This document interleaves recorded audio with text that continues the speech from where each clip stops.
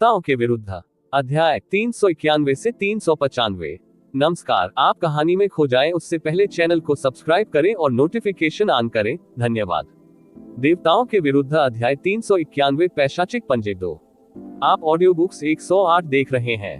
धोखेबाजों से सावधान रहें। अध्याय 391 पैशाचिक पंजे 2। युन चे ने जोर से लार का एक कौर निगल लिया। यदि यह उसकी अविश्वसनीय मनोवैज्ञानिक गुणवत्ता और काया के लिए नहीं होता, तो उसे लगता था कि उसकी नाक से पहले ही खून निकल चुका होता। उसने अपना दाहिना हाथ बढ़ाया और अपनी कलाई को हिलाया जैसे कि वह मरो रहा हो, चूंकि यह मामला है। अगर वरिष्ठ बहन जोर देती है, तो मैं शुरू करूंगा। फैंग हन्यू ने अपनी आंखें दृढ़ता से बंद कर ली, जैसे कि उसके उसे न देखने का मतलब है कि वह उसे नहीं देख पाएगा। उसके होंठ और भी कसकर बंद हो गए थे। वह एक भी शब्द बोलने को तैयार नहीं थी। उसकी उपस्थिति स्पष्ट रूप से संकेत दे रही थी, आप मुझसे बात नहीं कर सकते। उसके सामने की चिकनी और गोरी त्वचा तुलना से परे सुंदर थी। वहां उत्कृष्ट बर्फ की सफेद पर्वत चोटियों की एक जोड़ी थी जो चरम सीमा तक और भी परिपूर्ण थी, जैसे कि छाती पर निर्दोष उज्ज्वल चंद्रमाओं की एक जोड़ी हो। उनके बीच एक अतुलनीय मनोरम बर्फ की सफेद घाटी थी। फैंग हन्यू की अभिव्यक्ति को देखकर युन चे सोचने लगा कि इस बार उसकी चंचलता थोड़ी अधिक और अत्यधिक थी, लेकिन इस परिदृश्य की पूर्ण सुंदरता पहले ही उसकी आंखों के सामने आ चुकी थी। उसके विचार एक पल में पूरी तरह से आकर्षित हो गए और उसकी आंखों ने चमकते हुए दृश्यों की सराहना की, क्योंकि उसकी हथेली आगे बढ़ी, धीरे धीरे उसके दाहिने स्तन को पकड़ लिया। एनएन फैंग हन्यू ने एक छोटे घायल जानवर की तरह कराह निकाली। उसकी आंखें और भी कठोरता से बंद हो गईं और उसकी पलकें अतुलनीय रूप से तेजी से कांपने लगीं। यू चे ने बात नहीं की, क्योंकि अब बोलने से वास्तव में सुंदर दृश्य खराब हो जाएगा और संभवतः फैंग हन्यू डरकर दूर हट जाएगा। उनकी अभिव्यक्ति गंभीर और केंद्रित थी, क्योंकि उनके दाहिने हाथ ने धीरे धीरे मालिश करना शुरू कर दिया था। सीमा और शक्ति भी धीरे धीरे बढ़ गई थी, जब तक कि बर्फीली वसा की जोड़ी लगातार विभिन्न आकारों में गूंथी नहीं जा रही थी। बाद में उसकी पांचों उंगलियां गहराई में धंस गईं, मानो वे रेशमी और नाजुक दही में गिर गई हो। जो स्पर्शीय अनुभूति फैली, साथ ही दृश्य और आध्यात्मिक प्रभाव के कारण उसके शरीर की सभी नसें शिथिलता की स्थिति में चली गईं। ननन उसके कसकर बंद होठों से कराहने की हल्की हल्की आवाजें लगातार बाहर निकल रही थी, और शुद्ध बर्फ जैसी सुंदरता के उस चेहरे पर एक गुलाबी रंग दिखाई दे रहा था जो तेजी से मजबूत होता जा रहा था। अनजाने में उसकी कसकर बंद आंखें चुपचाप खुल गईं, उसकी आंखों में घबराहट, बेचैनी, साथ ही घबराहट की गहरी भावना दिखाई दे रही थी। फैंग हन्यू को 3 मिनट का समय व्यावहारिक रूप से 3 लंबे वर्षों के बराबर लगता था। अंततः उसकी गहन रगों से उठी धड़कन के बाद जेटपूल प्रवेश द्वार पूरी तरह से खुल गया। जैसे ही उसके शरीर के सभी गहन प्रवेश द्वार खुले, उसके शरीर के भीतर की गहन ऊर्जा अचानक एक पूरी तरह से नई दुनिया में आ गई, क्योंकि वे स्वचालित रूप से प्रसारित और उत्साहपूर्वक घूमती थी। इस एक गहन प्रवेश द्वार में परिवर्तन के कारण उसने स्वयं भी अपनी गहन रगों में गुणात्मक परिवर्तन महसूस किया। बड़ी बहन, अब सब ठीक है। युन चे ने सावधानी पूर्वक समय का ध्यान रखा। केवल 3 मिनट के आखिरी सेकंड तक उसने अंततः अनिच्छा से अपने बुरे हाथों को परी के पवित्र निश्चित क्षेत्र से दूर कर दिया। उसकी हथेलियों के भीतर एक युवा महिला की बारीकी से भरी हुई नाजुक खुशबू बह रही थी। व्यावहारिक रूप से बिजली के झटके की तरह फैंग हन्यू ने बर्फ का कपड़ा अपनी छाती पर खींच लिया और एक पल में घूम गई। पलक झपकते ही उसने हड़बड़ाहट में कपड़ा पहन लिया था। वह मुड़ी, उसका चेहरा क्षितिज पर सूर्यास्त की चमक जैसा लाल था। आपको इस मामले के बारे में बात नहीं करनी चाहिए, अन्यथा मैं निश्चित रूप से आपको नहीं आने दूंगी। इसे दूर करो। हाँ, मैं निश्चित रूप से इस बारे में किसी से बात नहीं करूंगा, नहीं तो मुझ पर 5 बार बिजली गिरे। युन चे केवल फिर से वादा कर सकता था। फैंग हन्यू ने काफी देर तक युन चे को घूर कर देखा। उसके होंठ कई बार हिले, फिर भी कुछ और कहने में असमर्थ थी, क्योंकि किसी कारण से हर बार जब वह युन चे की आंखों में देखती थी तो उसका दिल जोर जोर से धड़कने लगता था। उसने मूल रूप से सोचा था कि उसके शरीर को इस तरह अपवित्र करने के बाद वह बहुत क्रोधित, उदास महसूस करती थी, या यहाँ तक कि उसे रोने का दौरा भी पड़ता था। लेकिन मुख्य अपराधी का सामना करते हुए उसे इसका थोड़ा सा ही एहसास होता था। इसके विपरीत उसे जो महसूस हुआ वह एक अजीब, अवर्णनीय एहसास था। उसके गाल जल गए, दिल धड़कने लगा और उसे महसूस हुआ पूरी तरह से जर्जर हालत में। वह केवल जल्दी से दूसरी ओर देख सकती थी और गुस्से का आभास दे सकती थी। केवल जब तक उसकी छोटी बहन फैंग हेंक्स्यू अपने कपड़े उतारकर यू चे के सामने नहीं बैठ गई, तब तक वह चुपचाप पीछे मुड़ी और उन दोनों को चुपचाप देखती रही। बर्फीले कपड़े नीचे लटके हुए थे, जिससे फेंग हेनिक्स्यू का कोमल और प्यारा शरीर दिख रहा था, जो मेमने की चर्बी जितना सफेद था। उसके लंबे और कोमल बाल उसके बर्फीले कंधे पर गिरे हुए थे, जो उसके शरीर की जैद जैसी त्वचा के विपरीत थे, जो इतनी कोमल और मुलायम थी कि कोई भी इसे छूने से खुद को रोक नहीं सका। दोनों बहनों के शरीर बिल्कुल एक जैसे थे। पीछे से यूचे को कोई भी अंतर नजर नहीं आया, और साथ ही उनकी स्थितियां भी बिल्कुल वैसी ही थी। आह आह, मेरा जेडपूल प्रवेश द्वार भी बड़ी बहन जैसा ही है, मम्मा, यूनचे ने उदासी से भरे चेहरे पर कहा। पहले मैं सिर्फ इसी समस्या को लेकर चिंतित थी। चूंकि तुम दोनों बड़ी बहनें जुड़वा हैं, इसलिए तुम्हारी शक्लें एक जैसी हैं, और आपके शरीर पर 99% सब कुछ समान है, जिसमें गहरी नसें भी शामिल हैं। दोनों वरिष्ठ बहनों की गहन शक्ति साधना शुरू से ही समकालिक होनी चाहिए थी, है ना? यही कारण है कि फिर निश्चित रूप से ये वही है जिसके बारे में मैं पहले चिंता कर रहा था। सीनियर सिस्टर हेनेक्यू का जेडपूल एंट्रेंस बिल्कुल सीनियर सिस्टर हेनेक्यू जैसा ही है। आह, ये कैसे हो सकता है? फेंग हेनेक्स्यू का दिमाग अचानक खाली हो गया। यूनचे के शब्दों के संबंध में उसने पहले जो सोचा था उसमें कोई संदेह नहीं था, क्योंकि वह और उसकी बहन वास्तव में बहुत समान थे, खासकर उनके शरीर। इसलिए उनकी गहन रगों में, उनके ज्ञान में समानता एक सामान्य बात प्रतीत होती है। बड़ी बहन, मुझे क्या करना चाहिए? इस बार असहायता की भावना से भरने की बारी फेंग हेनेक्स्यू की थी। ठीक है, पहले से भ्रमित फेंग हन्युए की अभिव्यक्ति अब वास्तव में सहज थी। मैं भी पहले वास्तव में घबराया हुआ था, लेकिन उसने केवल थोड़ी देर के लिए मुझे छुआ और मुझे बहुत अस्वस्थ महसूस नहीं हुआ। इसके बाद मेरे पास स्वर्गीय ईश्वर की आध्यात्मिक नसें हैं। अब मैं स्पष्ट रूप से महसूस कर सकता हूँ कि स्वर्गीय ईश्वर की आध्यात्मिक नसें बहुत जादुई हैं। मैं महसूस कर सकता हूं कि भविष्य में मेरी साधना की गति कई गुना बढ़ जाएगी। जुएक्स्यू केवल अंतिम जेडपूल प्रवेश के कारण स्वर्गीय भगवान की आध्यात्मिक नसों को फेंक नहीं सकता है, अन्यथा ये बहुत अफसोस की बात होगी। क्या ये सचमुच ठीक है? फेंग हेनेक्यू बेहद घबराई हुई थी, लेकिन अपनी बहन के साथ एक मिसाल के तौर पर उसकी आशंका की भावनाएं स्वाभाविक रूप से पहले की तुलना में थोड़ी हल्की थी। मुझ पर विश्वास करो, फेंग हन्यू, जिसने पहले सख्त विरोध किया था और व्यवहारिक रूप से निर्णय लेने के लिए अपनी सारी इच्छाशक्ति एकत्र कर ली थी, अब स्वेच्छा से फेंग हन्यू को यूचे के पैशाचिक पंजे की ओर धकेल रही थी। उसने फेंग हेनेक्स्यू के शरीर को चारों ओर घुमाया, फिर अचानक अपनी बाहें फैला दी और फेंग हेनेक्स्यू का बर्फीला कपड़ा उतार दिया। ठीक है, हम अब शुरू कर सकते हैं। आह, फेंग हेनेक्स्यू की चौंका देने वाली चीख के बाद उसका बर्फ की मूर्ति जैसा जेड कट ऊपरी शरीर यूचे की आंखों के सामने पूरी तरह से प्रकट हो गया था। 2 गुलाबी रत्न जैसी फूलों की कलियां घबराहट के साथ फिर भी चुलबुली ढंग से हवा में घूम रही थी। फिर वे यूचे के बुरे हाथों की हथेलियों में कसकर पकड़ ली गई। फ्रोजन एंड डिवाइन हॉल का निर्माण हेवनली फर्मस्टोन से किया गया था। एक बार जब पत्थर का दरवाजा कसकर बंद कर दिया जाता, तो ये स्थान एक असाधारण अच्छा आश्रय बन जाता। यहाँ तक कि एक शिखर स्तर का सम्राट प्रोफाउंड रियलम भी इसे कोई नुकसान नहीं पहुंचा पाएगा। वास्तव में यहाँ तक कि एक अतुलनीय शक्तिशाली अधिपति के लिए भी दरवाजे को नष्ट करना और प्रवेश करना आसान नहीं होगा। साथ ही हेवनली फर्मस्टोन की ध्वनि प्रूफिंग गुणवत्ता भी असाधारण रूप से अच्छी थी। अन्यथा इस समय यदि कोई इस स्थान से गुजरता तो उसे किसी युवा महिला के कराहने की असामान्य और अजीब आवाजें जरूर सुनाई देती। यूनचे द्वारा अंततः अपने दुष्ट कर्तव्यों को पूरा करने के बाद फेंग हेनेक्स्यू की छाती पर चंद्रमाओं पर लाल निशान की कई धारियां छोड़ दी गईं।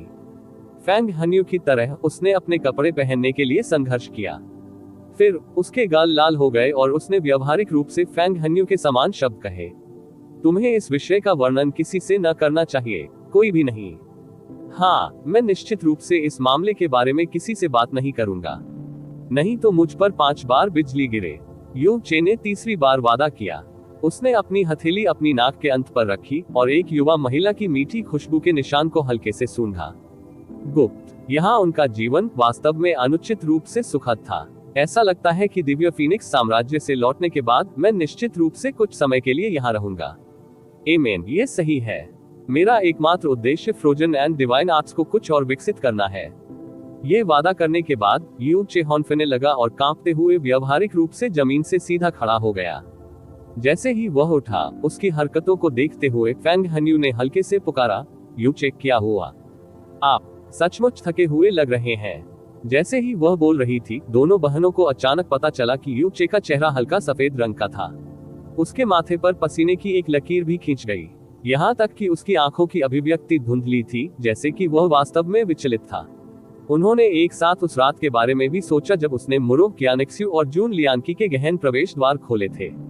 वह भी इसी तरह प्रकट हुआ था और फिर उसे तुरंत जिया क्विंग्यू द्वारा आराम करने के लिए ले जाया गया।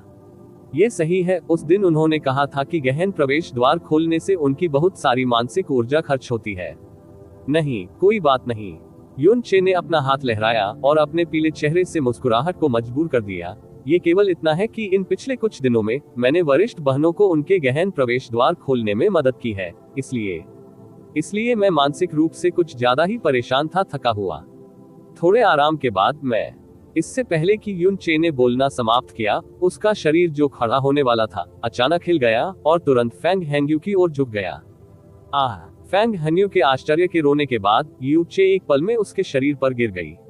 उसका चेहरा अचानक उसकी कोमल छाती पर आ गया और एक मीठी खुशबू तुरंत उसकी नाक में समा गई।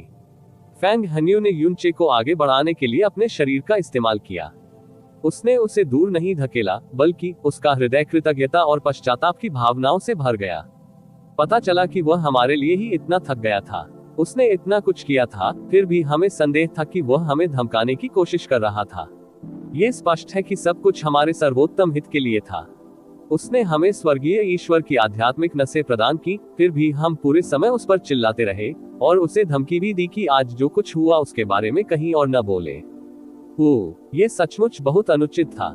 युन चे की कमजोर उपस्थिति को देखकर दोनों बहनें इतनी पश्चाताप करने लगी कि वे रोना चाहती थीं। हालांकि युन चे को फेंग हान्यू की छाती पर जोर से दबाया गया था, लेकिन उनके पास उसे हटाने का साहस नहीं था। ठीक इसी तरह उन्होंने उसे एक बार फिर उनका फायदा उठाने दिया और चिंतित होकर कहा, यू चे, क्या तुम ठीक हो?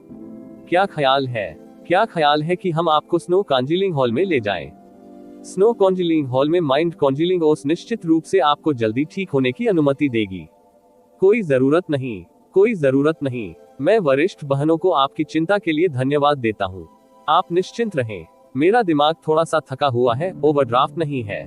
कोई नुकसान नहीं होगा। अगर आप मुझे कुछ देर यहाँ शांति से आराम करने देंगे तो मैं ठीक हो जाऊंगा। जू यू बहनों ने सावधानी से युन चे को जमीन पर रख दिया। फेंग हेनेक्स्यू ने चिंता से भरे चेहरे के साथ कहा, तो फिर आपको सावधानी से आराम करना चाहिए। हम आपको अब यहाँ परेशान नहीं करेंगे। क्या आप वास्तव में अपने आप ठीक हो जाएंगे? मन, चिंता मत करो। मैं आदमी हूँ, ये छोटी सी बात ज्यादा नहीं है। आप दोनों वरिष्ठ बहनों ने अभी अभी स्वर्गीय ईश्वर की आध्यात्मिक नसें प्राप्त की हैं और आपको अपनी गहन ऊर्जा को व्यवस्थित करने के लिए कुछ समय चाहिए।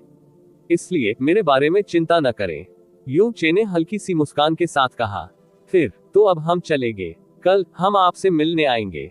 भी युवती ने अपने चेरी जैसे होठों को चबाया और शर्माते हुए कहा, आज की बात आपको वास्तव में इसके बारे में कहीं और बात नहीं करनी चाहिए।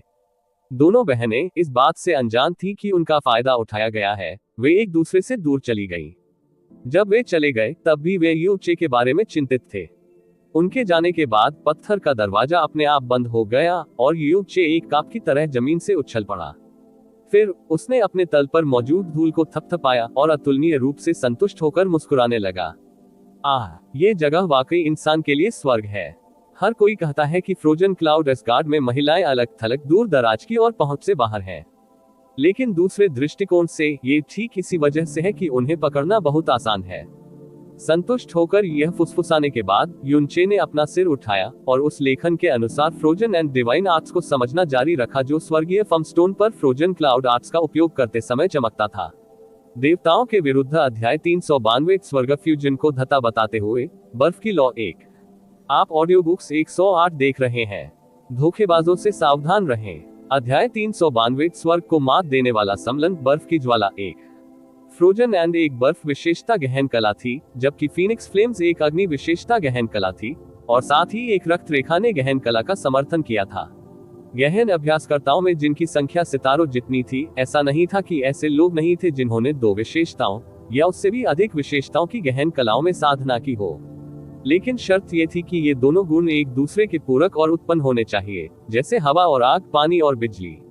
भले ही ऐसा करने से किसी की एकाग्रता भंग हो जाती थी और यहाँ तक कि गहराई के रास्ते में एक प्रकार की वर्जना भी थी, अगर कोई वास्तव में आश्चर्यजनक रूप से प्रतिभाशाली था और सीमा तक दोनों विशेष गहन कलाओं को विकसित कर सकता था, तो वह निस्संदेह एक बेहद महान व्यक्ति होगा। समान रैंक वालों पर लाभ, लेकिन एक साथ आग और पानी की गहन कलाओं को विकसित करना, जिनका एक दूसरे के प्रति दमन सबसे भयंकर था, ऐसा कम से कम गहरे आकाश महाद्वीप में पहले कभी नहीं हुआ था। मूर्खों के अलावा ऐसा कोई भी नहीं होगा जो पागलपन की हद तक इस रास्ते पर चले। गहन कलाएं कई प्रकार की हो सकती हैं, लेकिन गहन नस केवल एक ही थी। जब दो परस्पर प्रतिकारक गुण एक ही समय में सक्रिय होते हैं, तो वे निस्संदेह एक दूसरे को अस्वीकार करना और संतुलित करना शुरू कर देंगे। इससे न केवल कोई लाभ नहीं होगा, बल्कि इससे दोनों विशेषताओं की शक्ति काफी हद तक कमजोर हो जाएगी। यदि गंभीर है तो ये गहन ऊर्जा को बड़ी अराजकता में बदल देगा और यहाँ तक कि गहरी नसों को भी नुकसान पहुंचाएगा। जब यू चे ने चू यूचेन से जमे हुए बादल कला प्राप्त की, तब भी यू चे के पास पानी की विशेषता वाला दुष्ट भगवान का बीज नहीं था। उस समय बर्फ की विशेषता वाली गहन ऊर्जा अचानक उसके शरीर में घुस गई और फीनिक्स की गहन ऊर्जा के साथ संघर्ष करने लगी, जिसने उसके पूरे शरीर की गहन ऊर्जा को अस्त व्यस्त कर दिया, जिससे वह बेहोश हो गया। ये सौभाग्य की बात थी कि प्रिमोडियल एजियो ड्रैगन ने अपनी बर्फ विशेषता गहन ऊर्जा को अस्थायी रूप से बंद करने के लिए अपनी शक्ति का उपयोग किया था। उसके बाद जल विशेषता ईविल गॉड के बीज प्राप्त करने से पहले युन चे ने कभी भी फ्रोजन क्लाउड आर्ट्स का उपयोग नहीं किया था। आम लोगों के लिए एक ही समय में दो अलग अलग जल और अग्नि विशेषताओं की गहन कलाओं को विकसित करना एक अवांछनीय परिणाम के लिए प्रयास करने का एक मंद कार्य था, जिसके बजाय किसी की गहरी नसों को घायल करने का मौका होगा। लेकिन युन चे के लिए, जिसके पास जल और अग्नि के दो दुष्ट देव बीज थे, समय और ऊर्जा को विभाजित करने के अलावा गहरी नसों को घायल करने जैसी परिस्थितियां अब नहीं होंगी। 7 दिन बाद यू चे का चौथा चरण फ्रोजन एंड डिवाइन आर्ट्स अंततः पूर्णता तक पहुंच गया। यदि फ्रोजन क्लाउड की पूर्वज म्यू बिंग्यून अभी भी जीवित होती, तो वह निश्चित रूप से इतनी गति से अत्यधिक सदमे में होती, क्योंकि उस समय उसके फ्रोजन एंड के चौथे चरण को पूर्णता तक पहुंचने में पूरे 2 साल का समय लगा था। यू चे ने अपना बायां हाथ उठाया और उसकी हथेली के बीच में फ्रोजन एंड का एक सुंदर और उत्तम पेड़ तेजी से उगाया। फ्रोजन एंड का ये पेड़ छोटा था, फिर भी इसकी ठंडी ऊर्जा ने पूरे फ्रोजन एंड डिवाइन हॉल को हड्डी भेदी ठंडा बना दिया। फ्रोजन एंड का पेड़ जो उन्होंने शुरू में जमा किया था, उसका रंग सफेद था, लेकिन अब उस पर फैली हुई सभी शाखाएं और पत्तियां बिल्कुल स्पष्ट और दोषरहित थीं। फ्रोजन एंड का पूरा पेड़ लगभग पूरी तरह से पारदर्शी था। 5वें चरण के लिए फ्रोजन एंड इल्यूसरी ऑरोरा के दायरे को विकसित करने के लिए कम से कम स्काई प्रोफाउंड दायरे की गहन शक्ति की आवश्यकता होगी। भले ही युन चे इसे विकसित नहीं कर सका, अगले कुछ महीनों का समय उसके लिए फ्रोजन एंड के सभी गहन सूत्रों को पूरी तरह से समझने और उसे अपने दिमाग में अंकित करने के लिए पर्याप्त होगा। जब उसकी गहरी ताकत काफी अधिक थी, तब वह समय पर खेती कर सकता था और सफलता हासिल कर सकता था, और उसे हमेशा इस फ्रोजन एंड डिवाइन हॉल के भीतर रहने की जरूरत नहीं थी। अपनी हथेली में जमे हुए सिरे के पेड़ को घूरते हुए, जो बहती रोशनी की ठंडी धाराओं को प्रतिबिंबित कर रहा था, यू चे बहुत देर तक चुप रहा, फिर धीरे से अपना दाहिना हाथ बढ़ाया। उसकी हथेली के ऊपर लाल रंग की फीनिक्स की लपटें जल उठी, जिससे गर्मी की झुलसा देने वाली लहर निकल रही थी। तुरंत फ्रोजन एंड डिवाइन हॉल की ठंडक तुरंत दूर हो गई। युन चे ने उसी समय अपना ध्यान बंटा दिया। जल और अग्नि को नियंत्रित करने से दुष्ट देव बीज उत्पन्न होते हैं। 2 दुष्ट देव बीजों के हस्तक्षेप के तहत युन चे की गहरी नसें तुरंत 2 पूरी तरह से अलग दुनिया में विभाजित हो गई। आधा अग्नि की गहन ऊर्जा के साथ उतार चढ़ाव वाला है और आधा पानी की गहन ऊर्जा के साथ उतार चढ़ाव वाला है। यू चे का शरीर भी आधा बर्फ ठंडा और आधा झुलसा देने वाला गर्म हो गया था। यदि उन 2 दुष्ट भगवान के बीजों का अस्तित्व नहीं होता, तो युन चे इतने लंबे समय तक एक साथ बर्फ और आग की स्थिति बनाए रखता, निश्चित रूप से उसकी गहन ऊर्जा को अराजकता में डाल देता, क्योंकि उसकी गहरी नसें और शरीर भी घायल हो जाते, और शायद वह मनोविकृति की स्थिति में भी चला जाएगा। युन चे ने अपनी अभिव्यक्ति को स्थिर रखते हुए काफी देर तक यही स्थिति बनाए रखी। ये पता नहीं चल पाया कि वह क्या सोच रहा था। जैस्मीन, जो पूरे दिन अपने राजकुमारी बिस्तर पर सोई थी, ने अपनी आंखें खोली और पहली चीज जो उसने देखी वह यू चे का इस तरह का व्यवहार था। उसने अपनी भौहें उठाई और कहा, ऐसा करने का क्या मतलब है? गहन ऊर्जा की शक्ति निश्चित है। इस तरह 2 प्रकार की गहन ऊर्जा को एक साथ प्रवाहित करने से अनिवार्य रूप से शक्ति बिखर जाएगी। यहाँ तक कि दोनों को एक साथ जोड़ने पर भी अधिकतम एक विलक्षण गहन ऊर्जा की शक्ति के बराबर होगी, और साथ ही मानसिक शक्ति की थकावट भी होगी। इसके अलावा बर्फ और आग एक दूसरे का दमन करते हैं। दुश्मनों से लड़ते समय जो लोग आग से डरते हैं वे आमतौर पर बर्फ से नहीं डरते, और जो लोग बर्फ से डरते हैं वे आमतौर पर आग से नहीं डरते।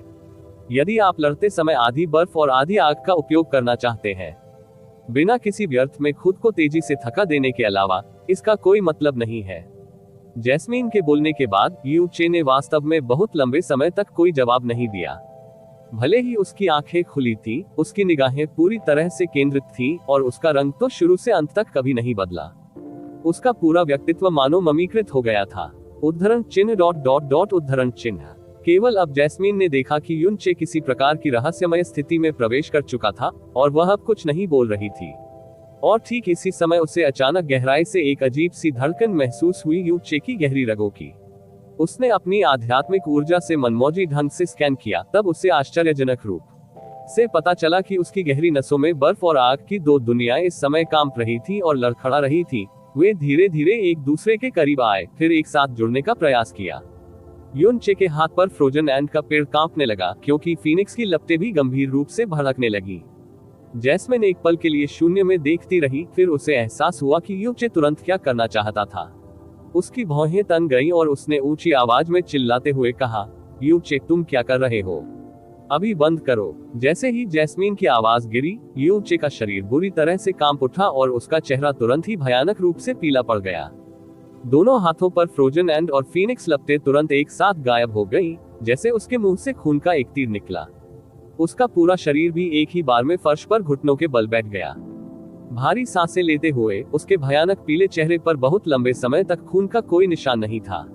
क्या तुम पागल हो? जैस्मीन ने सख्त आवाज में कहा, आप वास्तव में ईविल गॉड सीड्स की शक्ति के माध्यम से फ्रोजन एंड और फीनिक्स फ्लेम्स को एक साथ एकीकृत करने की कोशिश कर रहे हैं।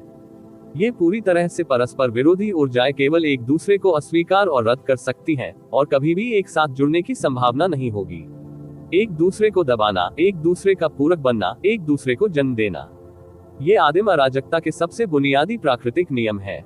ऐसा करना बस प्राकृतिक नियमों की अवहेलना करने की कोशिश करना है, स्वर्ग के मार्ग की अवहेलना करना है। वह संभवतः कैसे सफल हो सकता है? युन चे के पूरे शरीर में मेरिडियन एट गए, उसकी गहन ऊर्जा हर दिशा में बिखर गई। केवल कई दसियों सांसों का उपयोग करके अंततः वह अपनी पूरी तरह से प्रचंड गहन ऊर्जा को बमुश्किल दबाने में कामयाब हुआ। उसने गहरी सांस ली, लेकिन जैस्मीन के व्याख्यान के कारण अपनी गलती स्वीकार नहीं की। इसके बजाय उसने अपना सिर उठाया और धीमी आवाज में कहा, अगर मैंने केवल एक ही जीवन जिया होता तो मैं इन शब्दों पर पूरी तरह से विश्वास करूंगा, इतना कि मैं दो प्रकार के मेल की ऐसी बेतुकी बात के बारे में सोच भी नहीं पाऊंगा। एक साथ शक्ति। फिर भी अब मैं और अधिक विश्वास करने लगा हूं कि इस दुनिया में कुछ भी असंभव नहीं है। मर गया, फिर भी हो सकता है। पुनर्जन्म, समय को उसके प्रवाह के विपरीत बदला जा सकता है, कारण और प्रभाव के साथ छेड़छाड़ की जा सकती है, और यहाँ तक कि पुनर्जन्म से भी पार पाया जा सकता है। इस दुनिया में और क्या है जो असंभव है? जीवन और मृत्यु, समय, कारण और प्रभाव, पुनर्जन्म। इनमें से कौन सा स्वर्ग के रास्ते का सबसे बुनियादी, प्राकृतिक नियमों का सबसे बुनियादी नियम नहीं है? लेकिन उन सभी को वापस लौटा दिया गया। इसके अलावा ये स्पष्ट रूप से मेरे शरीर पर हुआ। उस स्थिति में बर्फ और आग के प्राकृतिक नियम की अवहेलना क्यों नहीं की जा सकती? उद्धरण चिन्ह ... 7 महान स्वर्गीय गहन खजानों में पहले स्थान पर स्वर्ग को मात देने वाली शक्तियां हैं। वे इस दुनिया में एकमात्र ऐसी चीजें हैं जो स्वर्ग के मार्ग के विरुद्ध जा सकती हैं। जहां तक प्राचीन सच्चे देवताओं की बात है, उनमें से कुछ हद तक स्वर्ग के मार्ग और नियमों को उलट भी सकते हैं। लेकिन सच्चे भगवान अब अस्तित्व में नहीं है, और आप केवल निचले स्तर की दुनिया के एक नश्वर प्राणी हैं। आपका दिल हमेशा स्वर्ग से भी ऊंचा था, लेकिन अपनी वर्तमान ताकत के साथ स्वर्ग के रास्ते को चुनौती देना केवल इच्छाधारी सोच है। चमेली ने उदासीनता से कहा, यह उतना गंभीर नहीं है जितना आप कहते हैं। युन चे अपने निचले हिस्से पर बैठ गया और अपने होठों के कोने पर लगे खून के निशान को पोंछा। स्वर्ग के रास्ते को चुनौती देने का ये वाक्यांश वास्तव में बहुत डरावना है, और मैंने इस स्तर का कुछ करने के बारे में नहीं सोचा होगा। फ्रोजन एंड और फीनिक्स फ्लेम्स को एक साथ मिलाने का विचार और आवेग मुझसे नहीं, बल्कि मेरी गहरी रगों से उत्पन्न हुआ था।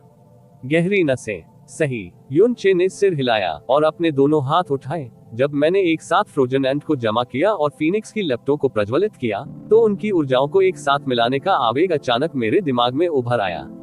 हालांकि मुझे पूरा यकीन है कि यह अचानक प्रकट होने वाला आवेग मेरी चेतना से नहीं आया था, बल्कि गहरी नसों में किसी प्रकार की विशेष चेतना से आया था। सबसे पहले जब मुझे अग्नि गुण प्राप्त हुआ, तो गहरा ईश्वर बीज नस का रंग लाल हो गया। जब मुझे जल गुण वाले दुष्ट ईश्वर का बीज प्राप्त हुआ, तो दो गुणों के ये बीज वास्तव में परस्पर विकर्षित नहीं हुए, बल्कि एक साथ मिश्रित हो गए, गहरी नस को बारी बारी से लाल और नीले रंग में बदल दिया, और एक स्पष्ट रूप से अलग अस्तित्व नहीं था। जैसे अभी अभी मैंने अचानक सोचा, शायद उस समय का दुष्ट ईश्वर पहले से ही पानी और आग की शक्ति को मिला सकता था, और इसलिए गहरी नसों के भीतर इस तरह की छाप छोड़ी। और उसके परिणाम स्वरूप ही यह अथाह धड़कन घटित हुई जब मैंने एक साथ फ्रोजन एंड को जमाया और फीनिक्स फ्लेम्स को प्रज्वलित किया। या यूं कहें कि यह एक संकेत था। मेरा मानना है कि बिल्कुल यही मामला है। ईविल गॉड एक नाम के लिए ईविल का उपयोग करता है, और ईविल पारस्परिक रूप से जस्ट के साथ संघर्ष करता है।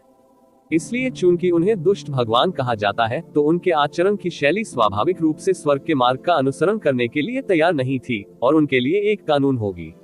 उसके पास अत्यधिक तात्विक शक्ति है, और दुष्ट ईश्वर के बीच इसका सटीक प्रमाण है। फिर पानी और आग का सम्मिलन निश्चित रूप से उसके लिए असंभव नहीं है। अब मुझे दुष्ट परमेश्वर की गहरी रगें विरासत में मिली हैं, और मेरे पास दुष्ट परमेश्वर के बीज भी हैं जो उसने पीछे छोड़ दिए हैं। वह जो कुछ भी कर सकता है, शायद मैं भी हासिल कर सकता हूँ। लेकिन तुम चिंता मत करो, मैं भी बस थोड़ा सा प्रयास कर रहा हूँ। ईमानदारी से कहूँ तो मुझे भी ऐसा लगता है कि सफलता की संभावना नगण्य है। लेकिन अगर मैं इसे थोड़ा भी प्रयास नहीं करूंगा, तो मुझे बहुत अधिक सामंजस्य भी महसूस नहीं होगा। आखिरकार ये दुष्ट परमेश्वर की गहरी नसें और दुष्ट परमेश्वर के बीज हैं। यदि मैं प्रयास करने के बाद भी सफल नहीं हो पाता, तो स्वाभाविक रूप से मैं रुक जाऊंगा। उद्धरण चिन्ह ... इसे भूल जाओ, जो चाहो करो। ऐसा नहीं है कि आपने ऐसे काम नहीं किए हैं जो तर्क करने के लिए और भी अभेद्य हो। चमेली ने खराब मूड में कहा, फिर उसे कोई फर्क नहीं पड़ा।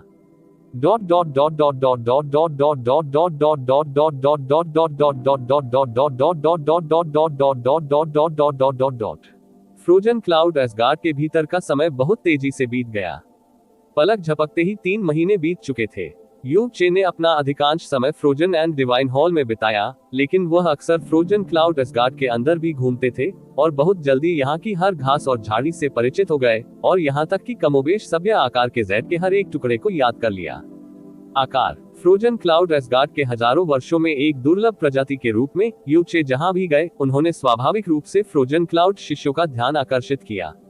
सभी की निगाहों में 30% जिज्ञासा, 30% जांच और 40% सावधानी थी। यहाँ वह पूरी तरह से एकमात्र पुरुष जैसा ही था। लड़कियों का देश, वह एहसास अब और रोमांचकारी नहीं हो सकता।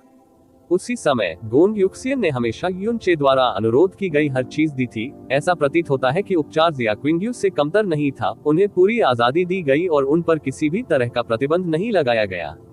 और अब profound sky 7 nation ranking tournament शुरू होने में केवल 1 महीने से भी कम समय बचा था। ये सिर्फ 1 महीने में 7 देशों का रैंकिंग टूर्नामेंट होगा। दिव्य फीनिक्स साम्राज्य की यह यात्रा बहुत दूर है, और वास्तव में तैयारी शुरू करने का समय आ गया है। 4 घंटे पहले सम्राट कैंग वानहे ने 50,000 किलोमीटर तक ध्वनि प्रसारित की थी, और मुझसे युनचे को इसके बारे में याद दिलाने के लिए कहा था। गोंग युक्सियन ने मुड़कर जिया क्विंग्यू की ओर देखा। अगर डिवाइन फीनिक्स एम्पायर से कोई शिकायत नहीं होती, तो यह यात्रा केवल एक साधारण रैंकिंग टूर्नामेंट होती। फिर भी यह यू चे के लिए एक अप्रत्याशित आपदा है, जिससे कोई भी चिंता किए बिना नहीं रह सकता। किंग युए, यू चे अभी कहाँ है? ऐसा लगता है कि मैंने उसे काफी समय से नहीं देखा है। मालकिन, वह 7 दिनों से फ्रोजन एंड डिवाइन हॉल से बाहर नहीं आया है। शिष्य को डर है कि वह समझ की स्थिति में हो सकता है, और उसने उसे परेशान करने की हिम्मत नहीं की। जिया क्विंग्यू ने उत्तर दिया। 7 दिन। गोंग युक्सियन के चेहरे पर आश्चर्य प्रकट हुआ। क्या वह आमतौर पर पहले इतने लंबे समय तक अंदर रहता था? इससे पहले वह अधिकतम केवल पूरे 2 दिन ही रुका था। ये वास्तव में पहली बार है जब वह 7 दिनों में अभी तक बाहर नहीं आया है। गोंग युक्सियन ने बुदबुदाते हुए अपना सिर नीचे किया, फिर कहा, जाओ उसे देखो। बेहतर होगा कि उसे तुरंत मुझसे मिलने आने दिया जाए। हाँ, देवताओं के विरुद्ध अध्याय 393 स्वर्ग को धता बताने वाला सम्मेलन, बर्फ की ज्वाला 2। आप ऑडियो बुक्स 108 देख रहे हैं। धोखेबाजों से सावधान रहें। अध्याय 393 स्वर्ग को मात देने वाला सम्मेलन, बर्फ की ज्वाला 2। जिया क्विंग्यू फ्रोजन एंड डिवाइन हॉल के पत्थर के दरवाजे के सामने पहुंचे और वहां से गूंजने लायक ऊंची आवाज में बोले, यू चे, क्या मेरे लिए अंदर जाना सुविधाजनक है? अपनी बात खत्म करने के बाद उसे काफी देर तक अंदर से कोई जवाब नहीं सुनाई दिया। वह कुछ देर तक थोड़ा सावधान खड़ी रही, फिर भी अंदर से कोई हलचल की आवाज नहीं आई। क्या वह अब अंदर नहीं था? यू चे, क्या तुम वहां हो? जिया क्विंग्यू ने एक बार फिर आवाज दी। इस बार भी उससे कोई प्रतिक्रिया नहीं मिली। जिया क्विंग्यू ने अपनी हथेली बढ़ाई और फ्रोजन क्लाउड आर्ट की रोशनी पत्थर के दरवाजे पर चमक उठी। जैसे ही पत्थर का दरवाजा धीरे धीरे खुला, एक धीमी आवाज तुरंत गूंज उठी। जिया क्विंग्यू ने एक कदम आगे बढ़ाया, केवल एक कदम आगे। जैसे ही उसने फ्रोजन एंड डिवाइन हॉल में कदम रखा, वह अचानक अपनी जगह पर जम गई, क्योंकि उसका पूरा अस्तित्व वही स्तब्ध रह गया। युन चे ने वास्तव में 7 दिनों की इस समय अवधि के भीतर नहीं छोड़ा था, वह हमेशा इस फ्रोजन एंड डिवाइन हॉल के अंदर था। जैसे ही पत्थर का दरवाजा खुला, जिया क्विंग्यू ने उसे बस एक नजर में देखा। इस समय युन चे दोनों आंखें कसकर बंद करके जमीन पर सीधा बैठा था। उसके दोनों हाथ खुले हुए थे और उसकी हथेली का छेद ऊपर की ओर था। उसके बाएं हाथ के ऊपर फ्रोजन एंड के पेड़ की ठंडी टिमटिमाती रोशनी थी। उसके दाहिने हाथ के ऊपर लाल रंग की लौ की एक चुपचाप लहराती हुई गेंद थी। जिया क्विंग्यू को जो बात अचंभित कर रही थी वह ये नहीं थी, बल्कि वह हवा थी जो बाहर निकली थी। उसके शरीर का दाहिना भाग ऐसा महसूस हो रहा था मानो वह किसी बर्फीले यातनागृह में प्रवेश कर गई हो। उसके बाएं भाग की बात करें तो ऐसा लग रहा था मानो वह नर्क की आग की लपटों के समुद्र में प्रवेश कर गई हो। पूरी तरह से खाली फ्रोजन एंड डिवाइन हॉल वास्तव में स्पष्ट रूप से 2 भागों में विभाजित हो गया था, 2 पूरी तरह से अलग दुनिया में। जिया क्विंग्यू की खूबसूरत आंखें कांप उठी। ऐसा कैसे हुआ? एक ही आयाम में चिलचिलाती गर्मी और भीषण ठंड परस्पर एक दूसरे को रद्द कर देगी और गर्मी और ठंड की सीमा को कम कर देगी, ठीक उसी तरह जैसे आग की लपटें और बर्फ के क्रिस्टल एक दूसरे का प्रतिकार करते हैं। ये सामान्य ज्ञान की सबसे बुनियादी बात थी जिसे एक बच्चा भी पूरी तरह से स्पष्टता के साथ समझ सकता था। लेकिन जिया क्विंग्यू की आंखों के सामने जो दृश्य आया वह एक ऐसा दृश्य था जो पूरी तरह से सामान्य ज्ञान के विरुद्ध था। दाहिनी ओर की बर्फीली ठंड और बाईं ओर की चिलचिलाती गर्मी अप्रत्याशित रूप से थी और पूरी तरह से प्रतिकार का कोई संकेत नहीं दिखा, जैसे कि एक पारदर्शी बाधा थी जिसे दोनों पक्ष पार नहीं कर सकते थे। इस समय यू चे, जो हमेशा शांत रहता था, अचानक हिल गया। उसने अपने दोनों हाथों को अतुलनीय धीमी गति से एक साथ लाया, जैसे कि आंदोलन के प्रत्येक भाग ने बड़ी मात्रा में उपभोग किया हो ऊर्जा। उसकी भुजाओं की गतिविधियों के बाद फ्रोजन एंड और फीनिक्स फ्लेम भी करीब आ गए, जब तक कि उन्होंने अंततः एक ही स्थान पर संपर्क नहीं बना लिया। लॉ ने फ्रोजन एंड को पिघलाया नहीं, फ्रोजन एंड ने लॉ को दबाया। जिया क्विंग्यू ने आगे जो देखा उसने उसके ज्ञान को पूरी तरह से चकनाचूर कर दिया, एक ऐसा दृश्य जिसने सामान्य ज्ञान की सबसे बुनियादी बात को पूरी तरह से उलट दिया। फ्रोजन एंड और फीनिक्स फ्लेम अप्रत्याशित रूप से धीरे धीरे एक साथ विलीन हो गए थे। जमे हुए अंत आग नहीं बन गया, न ही लौ जमे हुए अंत बन गया। उन्होंने एक दूसरे का विरोध नहीं किया, न ही उन्होंने एक दूसरे को अपमानित किया। 2 अलग अलग रंग के तरल पदार्थों की तरह वे परस्पर एक दूसरे में व्याप्त हो गए और फिर पूरी तरह से एक दूसरे के साथ घनिष्ठ रूप से मिश्रित हो गए। बर्फ और आग एक साथ विलीन हो रहे थे। उसी समय फ्रोजन एंड डिवाइन हॉल, जो मूल रूप से बर्फीली ठंडक और चिलचिलाती गर्मी में अलग हो गया था, वह भी मिश्रित हो रहा था। चूंकि 2 समान रूप से तीव्र बर्फीली ठंड और चिलचिलाती गर्मी एक साथ मिल रही थी, उन्हें कमरे के तापमान संतुलन तक पहुंचना चाहिए था उनके एक दूसरे को रद्द करने के बाद। फिर भी जिया क्विंग्यू ने स्पष्ट रूप से अत्यधिक ठंड और चिलचिलाती गर्मी के अस्तित्व को एक साथ महसूस किया, जो कि अंतरिक्ष को विकृत कर रही थी। उसका पूरा शरीर इस माहौल में अविश्वसनीय रूप से असहज महसूस कर रहा था, जिसने सामान्य ज्ञान को पूरी तरह से खारिज कर दिया था, जब तक कि उसने इसे कम करने के लिए अपनी सुरक्षात्मक गहन ऊर्जा सुरक्षा का 90% उपयोग नहीं किया। और इस समय यू चे के हाथों के भीतर फ्रोजन एंड और फीनिक्स फ्लेम पहले से ही पूरी तरह से एक साथ मिल चुके थे। बर्फ के रंग का फ्रोजन एंड और लाल रंग की फीनिक्स फ्लेम दोनों यू चे की हथेलियों के ऊपर एक साथ ओवरलैप करते हुए गायब हो गए। जो दिखाई दिया वह नीली आग का एक मनमोहक गोला था। गहन अग्नि के स्तर के अनुसार सबसे कमजोर नारंगी था। नारंगी लौ के बाद लाल रंग था, लाल रंग के बाद नीला था और नीले रंग के बाद बैंगनी था। लेकिन यू चे के हाथों में नीले रंग की लौ गहरी आग के चमकीले नीले रंग से अलग थी। इसके बजाय यह एक ऐसा रंग था जिससे जिया क्विंग्यू और भी अधिक परिचित नहीं हो सकती थी। आइस ब्लू, बर्फ के रंग की लौ। बर्फ की नीली लौ युन चे के हाथों के ऊपर टिमटिमा रही थी और धड़कन धीरे धीरे और अधिक तीव्र हो गई। युन चे के दोनों हाथ भी लगातार हिंसक रूप से कांप रहे थे, जैसे कि वह धीरे धीरे नीली लौ पर नियंत्रण खो रहा हो। अंत में युन चे का पूरा शरीर बुरी तरह से झुक गया, उसका रंग फीका पड़ गया क्योंकि उसने बेतहाशा खूनी धुंध उगल दी। बर्फ की लौ भी उसके हाथों से गिरकर जमीन पर गिरी, जो स्वर्गीय दृढ़ पत्थर से बनी थी। जिया क्विंग्यू की सांसें धीमी हो गईं। अपनी बर्फीली आकृति के प्रभाव से वह तुरंत यू चे के सामने चली गई। जैसे ही वह कुछ कहने ही वाली थी, उसकी दृष्टि अचानक यूचे पर पड़ी और उसका पूरा व्यक्तित्व एक बार फिर स्तब्ध रह गया। जिस स्थान पर बर्फ की लौ का वह गोला जमीन पर गिरा, उस स्थान पर आधा फुट लंबा और 1 फुट गहरा एक गड्ढा दिखाई दिया। ये छेद अविश्वसनीय रूप से गोल और सामान्य लग रहा था और इसका आंतरिक भाग बहुत चिकना था। इसकी रोशनी किसी व्यक्ति को प्रतिबिंबित कर सकती थी और यह एक अत्यंत उत्कृष्ट कृति की तरह थी जिसे सावधानीपूर्वक पीसकर अस्तित्व में लाया गया था। लेकिन जिया क्विंगयू को पूरा यकीन था कि इस जगह पर ऐसा कोई छेद नहीं है। यहाँ की दीवारें और फर्श सभी स्वर्गीय दृढ़ पत्थर से बने थे। फ्रोजन क्लाउड एसगार्ड के भीतर, यहाँ तक कि सबसे मजबूत ग्रैंड एसगार्ड मालकिन फैन कियानहुई के पास भी इस स्वर्गीय फर्मस्टोन को तोड़ने की क्षमता नहीं थी। यू चे की भारी तलवार की विनाशकारी शक्ति चौंकाने वाली थी और इसे सम्राट प्रोफाउंड भारी तलवार द्वारा समर्थित भी किया गया था, लेकिन उसकी 90% शक्ति भी मामूली निशान नहीं छोड़ सकी। लेकिन अब तो ऐसा चौंका देने वाला छेद सामने आ गया। क्या ये बर्फ के रंग की ज्वाला के उस गोले से बना होगा? छेद के भीतर बर्फ के निशान थे, न ही जलने का कोई निशान।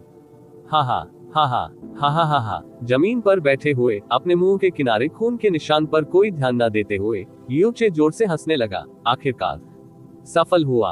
हा हा हा हा। वास्तव में वह क्या है? सदमे को दबाना मुश्किल था। जिया क्विंगयू की नजर यूनचे के चेहरे की ओर चली गई। यह एक विशेष प्रकार की आग है और एक विशेष प्रकार की बर्फ भी है। ये प्राकृतिक नियम की अवहेलना से बनी शक्ति है। यून चे ने लगातार मुस्कुराते हुए अपने मुंह के कोने पर खून के निशान को पोंछने के लिए हाथ बढ़ाया। सिवाय इसके कि मैंने केवल एक क्षण पहले ही रास्ते में देखा है और मुश्किल से इसका उपयोग कर सकता हूँ। फिर भी मुझे अभी भी भारी प्रतिक्रिया सहनी पड़ी है। हालांकि इस पर कम से कम ये साबित हुआ है कि मौलिक कानूनों की अवहेलना जैसी बात पूरी तरह से असंभव नहीं है। इसके अलावा इसे प्राप्त करने के बाद ये जिस शक्ति को जन्म देगा वह मेरी कल्पना से कहीं अधिक भयानक होगी। तुम्हारा मतलब है बर्फ और आग का सम्मिलन? ये सचमुच किया जा सकता है? जिया क्विंगयू ने सदमे में कहा। मैं कर सकता हूँ, लेकिन अन्य नहीं कर सकते। यू चे ने मुस्कुराते हुए अपने होंठ तिरछे कर लिए। भले ही उसे तीखी प्रतिक्रिया का सामना करना पड़ा था, बर्फ की लौ को सफलतापूर्वक पिघलाने से वह बेहद उत्साहित हो गया था। वह खड़ा हुआ, जिया क्विंगयू की ओर देखा और कहा, इस तरह की बात को मेरा रहस्य माना जा सकता है। इस बारे में दूसरों से बात न करें। जिया क्विंगयू, मैं यहाँ कितने समय से हूँ? 7 दिन। 7 दिन। यू चे ने संक्षेप में उसकी ठुड्डी को छूने के लिए अपना हाथ उठाया। फिर उसने अचानक कुछ सोचा और जल्दी से अपना ध्वनि प्रसारण Z निकाल लिया। जैसा कि अपेक्षित था, कैंग यू और कैंग वानहे द्वारा वहां कई ध्वनि संचारित चिन्ह छोड़े गए थे। Profound sky 7 nation ranking tournament में केवल 1 महीना बचा है। अगर तेज गति से चले तो यहाँ से डिवाइन फीनिक्स सिटी तक यात्रा करने में 10 दिन से ज्यादा का समय लगेगा। तुम्हें भी अभी से तैयारी शुरू कर देनी चाहिए, जिया क्विंगयू ने नोट किया। हालांकि वह दिल से अविश्वसनीय रूप से सदमे में थी, फिर भी उसने दूसरी बार बर्फ की लौ का जिक्र नहीं किया। एमेन, समझ गया। यून चे ने सिर हिलाया। रुको, तुमने कहा था कि मुझे अभी तैयारी शुरू करनी चाहिए। तुम्हारा मतलब है, क्या तुम कह रहे हो कि तुम मेरे साथ नहीं आ रहे हो? मालकिन मुझे इस सत्र के profound sky 7 nation ranking tournament में भाग लेने की अनुमति नहीं दे रही है। क्यों? जिया क्विंगयू ने बेहोश होकर आह भरी और सीधे जवाब नहीं दिया। असगार्ड मालकिन को देखने के लिए मेरे पीछे आओ। गोंग युक्सियन को देखने के लिए जिया क्विंगयू का पीछा करने के बाद, इससे पहले कि गोंग युक्सियन अपना मुंह खोले, यू चे पहले ही सीधे मुद्दे पर आ गई और पूछा, मालकिन, आप जिया क्विंगयू को इस सत्र के प्रोफाउंड स्काई 7 नेशन में मेरे साथ आने की अनुमति क्यों नहीं दे रही है? Ranking tournament 7 nation ranking tournament में भाग लेने की आवश्यकता 18 से ऊपर और 25 से नीचे है। हमारे ब्लू विंड नेशन के भीतर ब्लू विंड का प्रतिनिधित्व करने के लिए सबसे योग्य व्यक्ति क्विंगयू है। गोंग युक्सियन को पहले से ही पता था कि वह ये प्रश्न पूछेगा। वह शांत भाव से धीरे धीरे बोली, यह मेरा इरादा नहीं था, बल्कि ये ग्रैंड एसगार्ड मालकिन का इरादा था। ग्रैंड एसगार्ड मालकिन, इसके पीछे क्या कारण है? यू चे ने पूछना जारी रखा। गोंग युक्सियन ने उसकी आंखों में गहराई से देखा और उत्तर दिया, यू चे, मुझे पता है कि आप हमेशा उस वास्तविक कारण के बारे में सोचते रहे हैं कि क्यों ग्रैंड एसगार्ड मालकिन ने आपको फ्रोजन क्लाउड एसगार्ड में शामिल होने की अनुमति देने के लिए क्षेत्रीय नियमों को तोड़ने में संकोच नहीं किया। मैं अब आपको बता सकता हूं कि क्यों। दरअसल ग्रैंड एसगार्ड मालकिन ने उस दिन वास्तव में झूठ नहीं बोला था। वह चाहती थी कि आप फ्रोजन क्लाउड एसगार्ड में शामिल हो। इसका एकमात्र कारण आपकी भविष्य की क्षमता और वर्तमान ताकत थी। केवल उस कारण के पीछे एक और अत्यंत महत्वपूर्ण कारण है, जो हमारी फ्रोजन क्लाउड एसगार्ड की हजारों साल की आपदा है। 1000 साल की विपत्ति, यू चे ने आश्चर्य से कहा।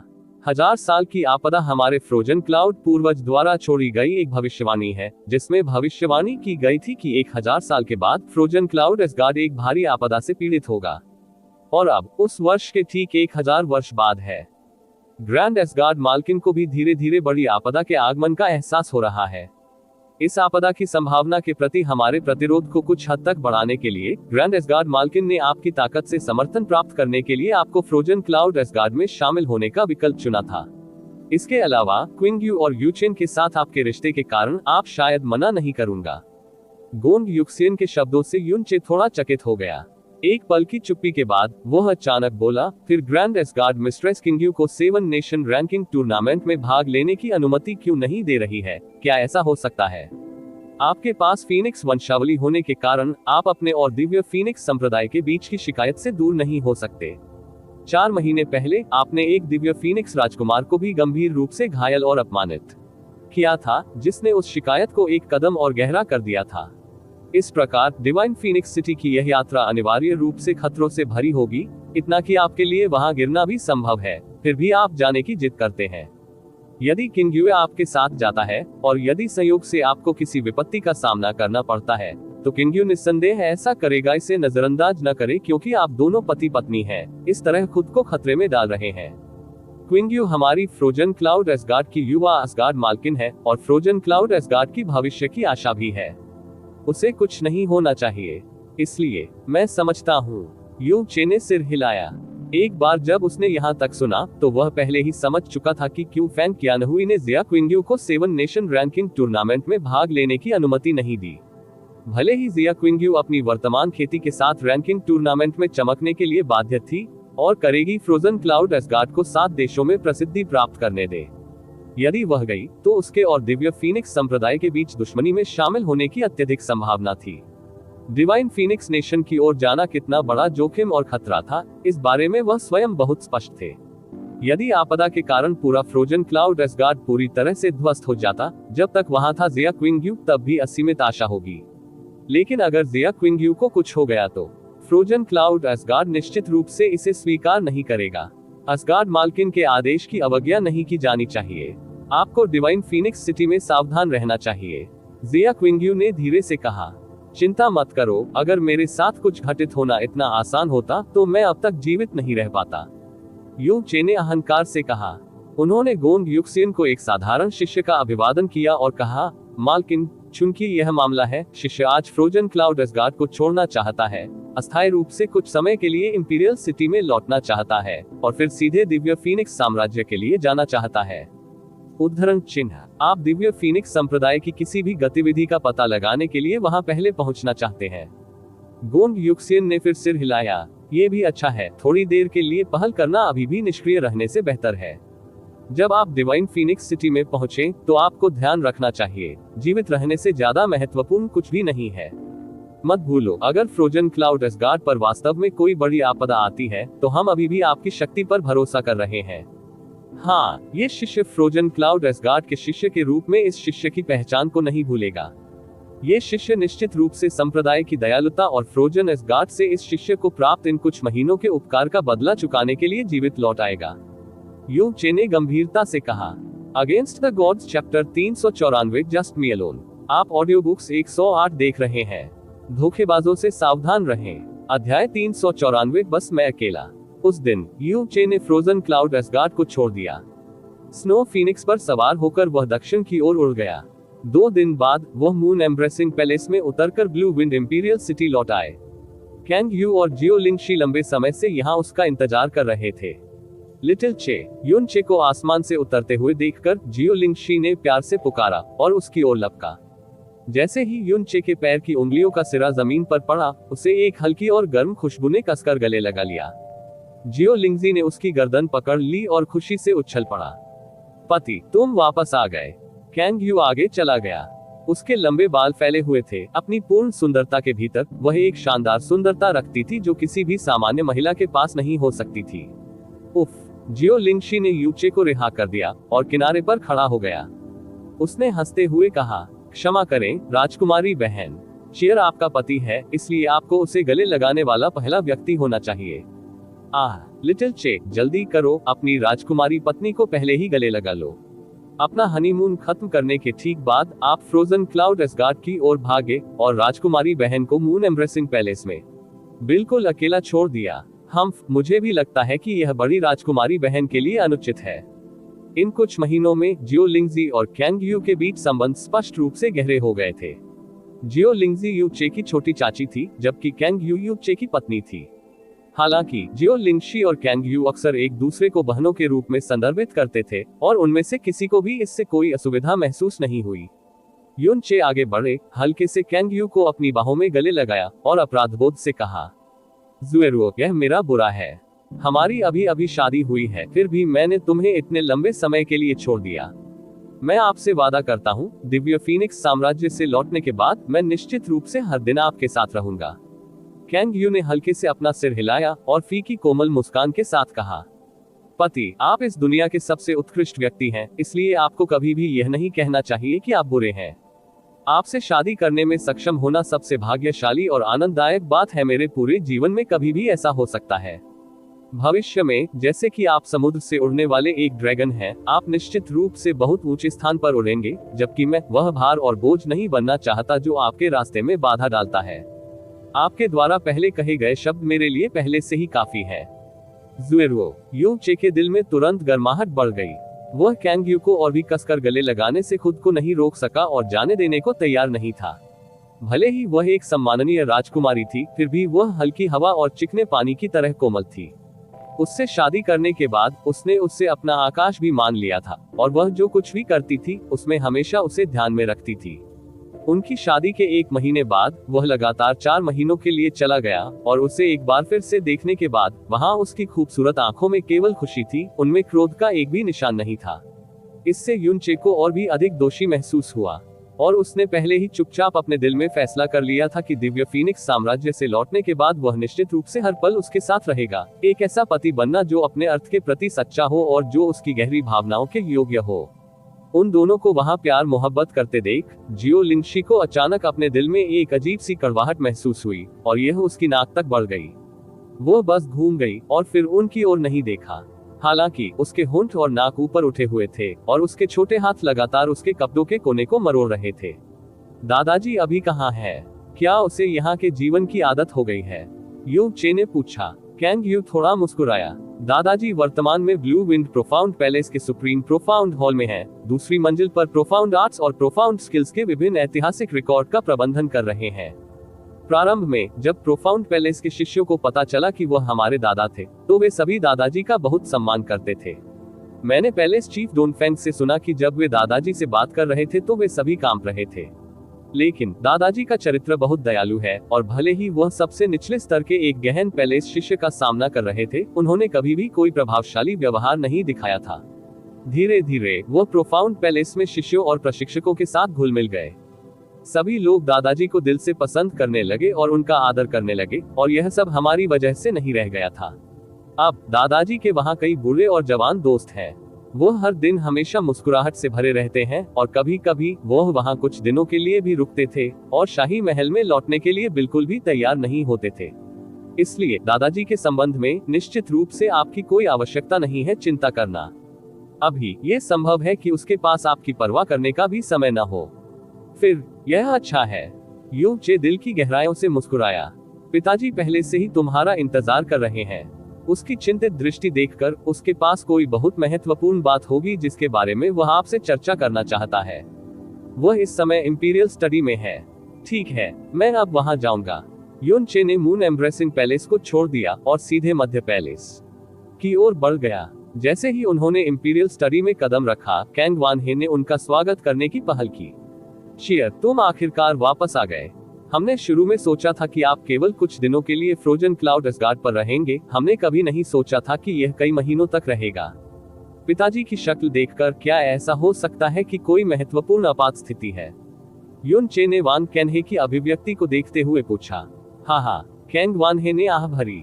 ये वास्तव में कोई जरूरी मामला नहीं है, हालांकि यह मामला आप पर बहुत बड़ा प्रभाव डाल सकता है।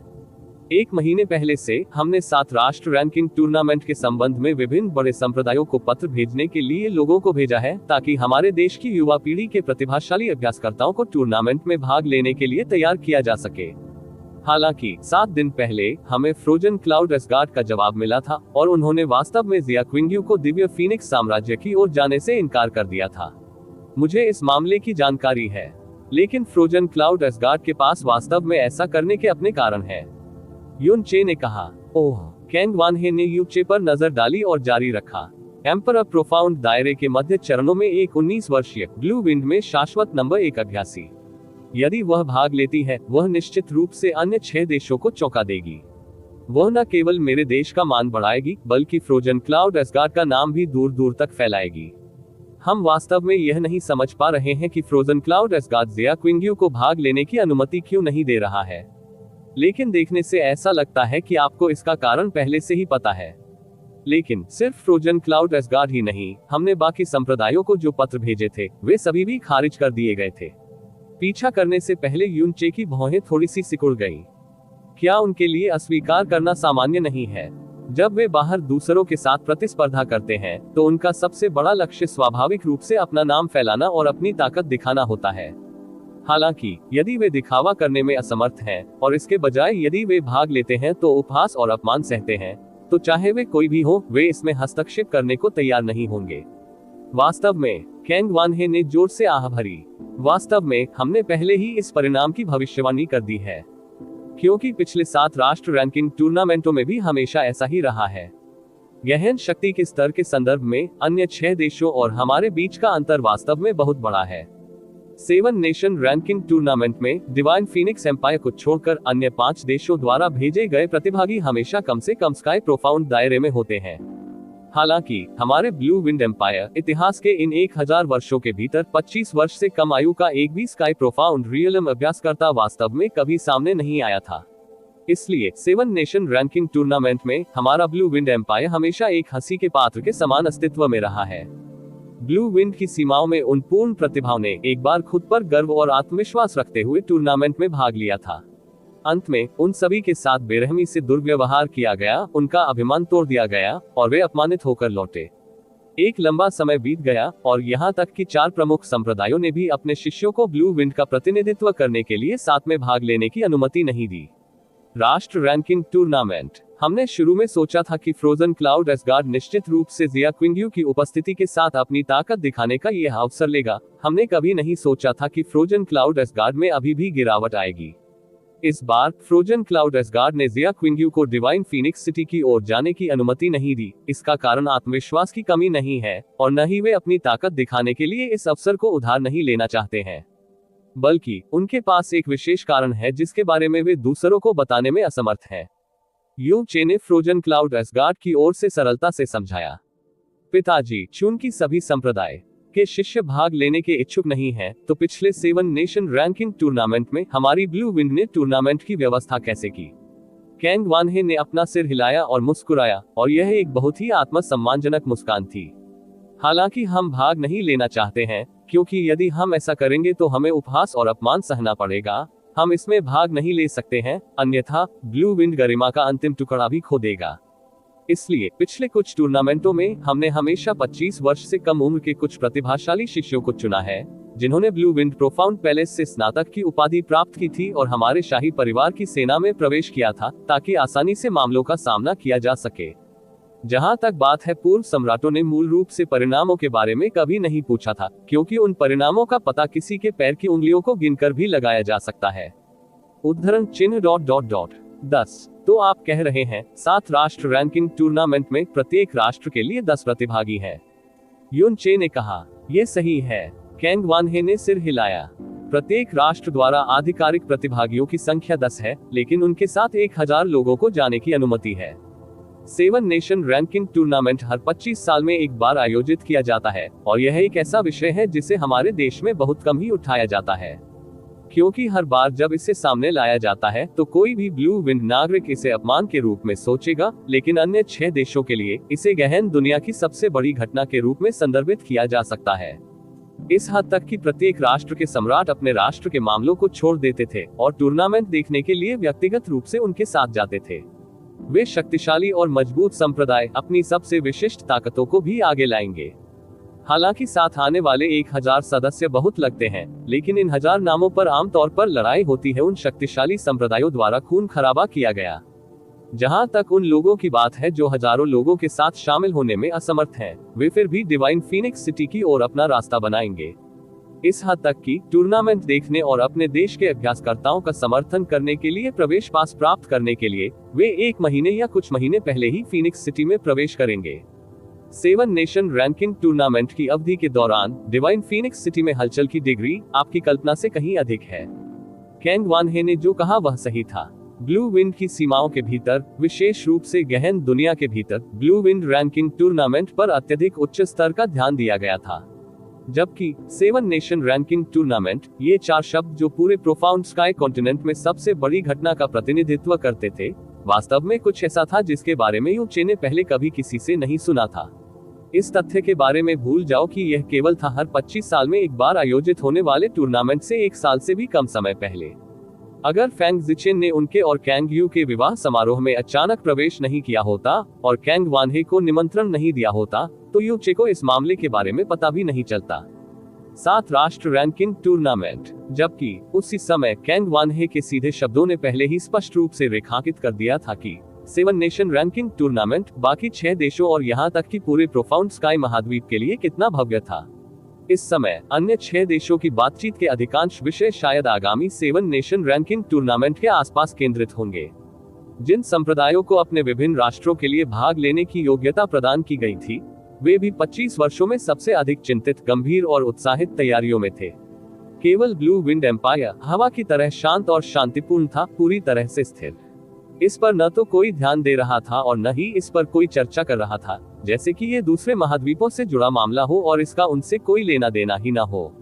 ये पलायन का एक रूप था और उससे भी अधिक असहायता और अपमान का एक रूप था। वो ये भी कल्पना कर सकता था कि दिव्य फीनिक्स सिटी में 6 देशों के अभ्यासकर्ताओं की भारी भीड़ होगी, जबकि मूल रूप से एक भी ब्लू विंड नागरिक को नहीं देखा जा सकता था। उस भव्य टूर्नामेंट में जब हर एक व्यक्ति मंच पर आगे बढ़ता था, तो उसके साथ हमेशा उसके संबंधित राष्ट्रों द्वारा जोरदार जयकार और नारे लगाए जाते थे, और जब ब्लू विंड एम्पायर का एक अभ्यासकर्ता मंच पर आगे बढ़ता था, वह छवि भले ही केवल एक कल्पना थी, वह पहले से ही अतुलनीय रूप से दयनीय और दुखद थी। यू चे ने अचानक अपना सिर उठाया और अतुलनीय गंभीरता के साथ कहा, पिताजी, इस बार 7 नेशन रैंकिंग टूर्नामेंट के बारे में आपको कोई अन्य व्यवस्था और तैयारी करने की आवश्यकता नहीं है। मैं एकमात्र व्यक्ति होऊंगा जो इस टूर्नामेंट में ब्लू विंड एम्पायर का प्रतिनिधित्व करेगा। देवताओं के विरुद्ध अध्याय 395 अस्पष्ट पूर्वाभास। आप ऑडियो बुक्स 108 देख रहे हैं। धोखेबाजों से सावधान रहें। अध्याय 395 अस्पष्ट पूर्वाभास। आप अपने आप से। कैंग वानहे का चेहरा सदमे में था। हालांकि एक पल के लिए विचार करने के बाद अचानक उसे वास्तव में लगा कि यह कोई ऐसा प्रस्ताव नहीं है जिसे वह स्वीकार नहीं कर सकता। ब्लू विंड एम्पायर में 25 वर्ष से कम आयु के अभ्यासकर्ताओं में से केवल जिया क्विंग्यू ही यूचे के विरुद्ध अपनी तुलना करने में सक्षम थी, और यदि जिया क्विंग्यू ने भाग नहीं लिया तो ऐसा कोई भी नहीं होगा जो यूनचे के साथ तुलना करने के योग्य हो, भले ही वह लिंग यून ही क्यों न हो, जिसे उस समय युवा पीढ़ी में नंबर 1 कहा जाता था। फिर भले ही उन्होंने शाही परिवार की सेना से 25 वर्ष से कम उम्र के 9 सबसे मजबूत चिकित्सकों को चुना, उनमें से 9 को भूल जाओ, यहाँ तक कि उनमें से 90 भी थे, वे मूल रूप से यूचे से तुलना करने में असमर्थ होंगे। उस मामले में यूचे को अकेले भेजने और भाग लेने के लिए अन्य 9 लोगों को चुनने के बीच क्या अंतर था? वे 9 लोग साधारण स्टॉपगैप से अधिक कुछ नहीं थे। भले ही यह सच हो, 7 देशों के रैंकिंग टूर्नामेंट में भाग लेने के लिए केवल एक व्यक्ति को भेजना 7 देशों के इतिहास में कोई मिसाल नहीं दिखती। शेष 6 राष्ट्रों के लिए उस 10 पर लड़ने के लिए स्लॉट, इसे जीवन और मृत्यु का संघर्ष कहा जा सकता है। उन्हें इस तथ्य से नफरत थी कि वे इस संख्या को हजारों तक या यहाँ तक कि उच्चतम 10,000 तक विस्तारित करने में असमर्थ थे। ऐसी स्थिति जहां उनके पास 10 स्लॉट बनाने के लिए लोगों की कमी थी, बिल्कुल भी सामने नहीं आएगी। हालांकि ब्लू विंड एम्पायर में कैंग वानहे ने तीसरी बार आह भरी। जाहिर है, इस 7 नेशन रैंकिंग टूर्नामेंट के लिए उनके मन में भारी अवसाद और गहरी लाचारी थी। ये भी ठीक है। यदि यह आप अकेले हैं तो मूल रूप से कोई फर्क नहीं पड़ेगा, भले ही हम अन्य 9 को भाग लेने के लिए मजबूर करें। इसके बजाय इससे उन 9 लोगों के गौरव को भारी झटका लगेगा जिन्हें ब्लू विंड के जीनियस कहा जाता है। हालांकि उस स्थिति में आप वास्तव में अकेले लड़ रहे होंगे, और अकेले लड़ने से हमारा मतलब केवल यह नहीं है कि आपके साथ टूर्नामेंट में भाग लेने वाला कोई साथी नहीं होगा, यहाँ तक कि उस पूरे स्थल पर भी मूल रूप से वहाँ नहीं हो सकता है हमारे राष्ट्र से आने वाले किसी भी व्यक्ति की एक भी उपस्थिति, क्योंकि वह स्थान हमारे ब्लू विंड नागरिकों के लिए अपमान की भूमि है। पिछले 7 राष्ट्र रैंकिंग टूर्नामेंटों में ब्लू विंड के नागरिक कभी भी वहाँ उपस्थित होने के इच्छुक नहीं थे। ओह रुको, ये सही नहीं है, इस बार कुछ अंतर हो सकता है। कैंग वानहे की आंखें अचानक चमक उठी। अगर ब्लू विंड अभ्यासकर्ताओं को पता चले कि आप इस बार 7 नेशन रैंकिंग टूर्नामेंट में ब्लू विंड का प्रतिनिधित्व करेंगे, तो शायद यह एक बार फिर से 7 नेशन रैंकिंग टूर्नामेंट के सम्मान के लिए उनकी आशाओं और इच्छाओं को रोशन कर सकता है। क्योंकि आप ब्लू विंड इतिहास के सबसे प्रतिभाशाली व्यक्ति हैं, कोई ऐसा व्यक्ति जो 19 साल की उम्र में लिंग तियान्नी को भी गंभीर रूप से घायल कर सकता है। अर्थ प्रोफाउंड दायरे में गहन ताकत के साथ आपकी युद्ध शक्ति वास्तव में मध्य चरण के सम्राट प्रोफाउंड दायरे के बराबर है। आपके लिए 7 राष्ट्र रैंकिंग टूर्नामेंट में चमकने में असमर्थ होने का कोई कारण नहीं है। इसके अलावा ब्लू विंड की गहन दुनिया में, विशेष रूप से युवा अभ्यासकर्ताओं के बीच, आपके प्रशंसकों की संख्या अनगिनत है, और इस बार आप हमारी ब्लू विंड गहन दुनिया के गौरव के लिए युद्ध में भी भाग ले रहे हैं। ये संभव हो सकता है कि जब आप उस टूर्नामेंट के मैदान पर कदम रखेंगे, तो इतिहास के सबसे मजबूत ब्लू विंड प्रैक्टिशनर को देखने के लिए कई समर्थक सामने आएंगे। जैसा कि कैंग वानहे ने कहा, वह और अधिक उत्तेजित हो गया। फिर उन्होंने यूचे के कंधों को थपथपाया। हम तुरंत इस मामले के बारे में ब्लू विंड को सूचित करेंगे। हालांकि इस मामले में सारी भारी जिम्मेदारियां आपके शरीर पर और अकेले आपके ऊपर होंगी। हालांकि आप भाग लेने वाले एकमात्र व्यक्ति हैं, फिर भी आपके साथ कम लोग नहीं होंगे। हम भी आपके साथ व्यक्तिगत रूप से वहां जाएंगे। उस समय हालांकि यूचे ने फैंग जिचिन से कहा था कि वह व्यक्तिगत रूप से सबके सामने 7 नेशन रैंकिंग टूर्नामेंट में भाग लेने के लिए डिवाइन फीनिक्स संप्रदाय का नेतृत्व करेंगे, क्योंकि उस दिन हुई घटना का एक भी संकेत नहीं दिया गया था। लीक हो गया, यह मामला अभी तक फैलना बाकी था। पिताजी, आप मेरे साथ आ रहे हैं, यूचे ने चौंकते हुए कहा। यह सही है, कैंग वानहे ने सिर हिलाया। हमें आपकी क्षमताओं पर भरोसा है। हालांकि यह केवल आप ही हैं, हमें विश्वास है कि आप मेरे ब्लू विंड नेशन के लिए एक और इतिहास रचेंगे। हम इतिहास के इस क्षण को व्यक्तिगत रूप से कैसे नहीं देख सकते। हालांकि यूचे ने इसके बारे में सोचा भी नहीं और निर्णायक रूप से अपना सिर हिला दिया। नहीं पिताजी, निश्चित रूप से मेरे साथ नहीं जा सकते। उद्धरण चिन्ह ... क्यों? यूचे के अतुलनीय निर्णायक रवैये ने कैंग वानहे को स्तब्ध कर दिया। पिताजी, यह महज एक रैंकिंग टूर्नामेंट है। अगर आप मेरे साथ आएंगे तो मुझे जाहिर तौर पर खुशी होगी। मैं ज़ुएरो, दादाजी, छोटी चाची को भी साथ लाना चाहूंगा। हालांकि इस बार डिवाइन फीनिक्स एम्पायर की मेरी यात्रा के संबंध में रैंकिंग टूर्नामेंट में भाग लेना बस गौण है, अन्यथा मैं 7 नेशन रैंकिंग टूर्नामेंट में भाग लेने के लिए भी तैयार नहीं होता। डिवाइन फीनिक्स एम्पायर की ओर बढ़ने का मेरा मुख्य लक्ष्य डिवाइन फीनिक्स संप्रदाय के साथ शिकायत को सुलझाना है। हर एक दिन जब ये शिकायत अस्थिर रहती है, दिव्य फीनिक्स संप्रदाय मुझ पर जो ध्यान देता है वह कभी गायब नहीं होगा। अगर एक दिन वे अचानक कोई कदम उठाते हैं, तो इस बात की बहुत अधिक संभावना है कि इसका मेरे बगल के लोगों पर असर पड़ेगा। इसलिए मैं डिवाइन फीनिक्स सेक्ट इनके साथ अपने मामलों को निपटाने के लिए इस रैंकिंग टूर्नामेंट का उपयोग करना चाहता हूँ। रैंकिंग टूर्नामेंट में 7 देश मौजूद रहेंगे और पवित्र मैदान के लोगों के लिए भी इस कार्यक्रम को देखने की संभावना हो सकती है। इतनी बड़ी भीड़ की आंखों के नीचे इस शिकायत को निपटाना दिव्य फीनिक्स संप्रदाय के साथ व्यक्तिगत रूप से इसे निपटाने से कहीं अधिक आसान होगा, और यह मेरे लिए सबसे अच्छा अवसर भी है। हालांकि साथ ही इसके साथ भी होगा अप्रत्याशित खतरे। इस प्रकार मेरे लिए डिवाइन फीनिक्स एम्पायर की ओर अकेले जाना ही काफी है। जब मैं कुछ भी करूंगा तो बिना किसी रोक टोक के और बिना किसी चिंता के काम कर सकूंगा, यूचे ने शांत भाव से कहा। लेकिन मैं पापा के इरादे जानता हूँ। यूचे ने तुरंत कैंग वानहे की बात को काट दिया। दिव्य फीनिक्स सम्राट के साथ आपकी मुलाकात के दौरान पिता दिव्य फीनिक्स संप्रदाय के प्रति मेरी नाराजगी को कम करने के बारे में सोच रहे होंगे। हालांकि जब रक्तवंश से संबंधित मामला आता है तो डिवाइन फीनिक्स संप्रदाय शायद कोई एहसान नहीं बेचेगा। और एकमात्र 13वें राजकुमार ने मूल रूप से पिता को अपनी आंखों में स्थान भी नहीं दिया था, इसलिए दिव्य फीनिक्स सम्राट के लिए पिता के शब्दों को दिल से लेना और भी असंभव है। हालांकि युनचे के शब्द बहुत सीधे थे, लेकिन वे पूर्ण सत्य थे। कैंग वानहे की अभिव्यक्ति एक पल के लिए कठोर हो गई, इससे पहले कि उसने एक बड़ी आह भरी। फिर ठीक है, चूंकि आप इस पर जोर देते हैं, स्वाभाविक रूप से हम आपको बाध्य नहीं करेंगे। ये लो। कैंग वानहे ने 10 शुद्ध लाल बैज निकाले, जो बिल्कुल एक जैसे दिखते थे, और उन्हें युनचे को सौंप दिया। बैज के सामने खुले पंखों वाला एक फीनिक्स खुदा हुआ था, जबकि पीछे की तरफ 2 शब्द ब्लू विंड खुदे हुए थे। ये भागीदारी के बैज हैं जो पिछले दिनों 7 नेशन रैंकिंग टूर्नामेंट के निमंत्रण के साथ भेजे गए थे। इसे पहनकर आप 7 नेशन रैंकिंग टूर्नामेंट में हमारे देश के प्रतिभागी के रूप में पहचाने जाएंगे। समय आने पर इसका उपयोग आपको अखाड़े और दिव्य फीनिक्स साम्राज्य द्वारा व्यवस्थित निवास में प्रवेश करने की अनुमति देने के लिए भी किया जाता है। आपको बस किसी एक बैज में अपनी गहरी ऊर्जा डालनी होगी, फिर उस बैज का उपयोग केवल आपकी पहचान साबित करने के लिए किया जा सकता है। भले ही कोई दूसरा इसे आपसे चुरा ले, फिर भी वह व्यक्ति इसके भीतर की गहन ऊर्जा की आभा को दूर करने में असमर्थ होगा। चूंकि इस बार आप इस टूर्नामेंट में ब्लू विंड का प्रतिनिधित्व करने वाले एकमात्र व्यक्ति होंगे, इसलिए हम आपको ये 10 बैज देंगे। यदि आप उनमें से एक को खो देते हैं, तो आप अन्य को बैकअप के रूप में उपयोग कर सकते हैं। हो, युनचे ने सिर हिलाया। सबसे ऊपर वाले बैज में अपनी गहरी ऊर्जा डालने के बाद उन्होंने सभी 10 बैज अपने पास रख लिए। इसके बारे में बात करते हुए, इस बार के 7 नेशन रैंकिंग टूर्नामेंट में वास्तव में 2 साल पहले के ब्लू विंड रैंकिंग टूर्नामेंट में बहुत सारी समानताएं हैं। 2 बार, और आप दोनों बार टूर्नामेंट में हमारे शाही परिवार का प्रतिनिधित्व करने वाले एकमात्र व्यक्ति हैं। आप वास्तव में दोनों समय के लिए एकमात्र व्यक्ति हैं।